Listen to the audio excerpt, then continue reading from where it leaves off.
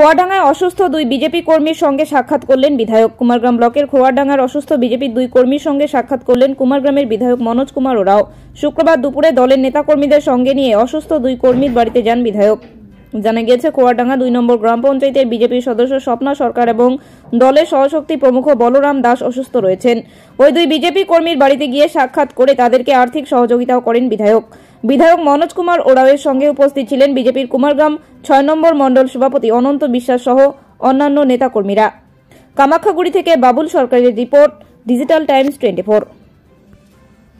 আজকে আমাদের কুমারগ্রাম 6 নং মণ্ডলে আমাদের কুমারগ্রাম বিধানসভার সম্মানীয় বিধায়ক মনোজ কুমার ওরাও এসেছেন। আমাদের খোয়াডাঙ্গা 2 নং অঞ্চলের আমাদের ভারতীয় জনতা পার্টির একজন পঞ্চায়েত সদস্যা স্বপ্না সরকার, উনি অসুস্থ।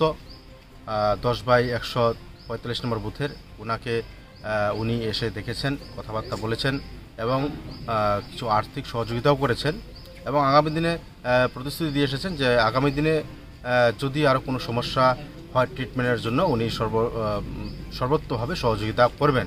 এছাড়াও আমাদের 146 নম্বর বুথের আমাদের একজন সহশক্তি প্রমুখ বলরাম দাস, উনিও শারীরিকভাবে খুবই অসুস্থ, উনি কিডনির সমস্যা হয়েছে, ওনাকেও তিনি দেখে এসেছেন এবং ওনাকেও সামান্য আর্থিক সাহায্য করেছেন এবং আগামী দিনে ওনাকেও চিকিৎসার জন্য যতটুকু সম্ভব উনি সহযোগিতা করবেন আর্থিক দিক থেকে এবং অন্যান্য দিক থেকেও উনি প্রতিশ্রুতি দিয়ে এসেছেন। এবং সর্বশেষ আমাদের গাঁও চলো অভিযানে উনি সামিল হয়েছেন।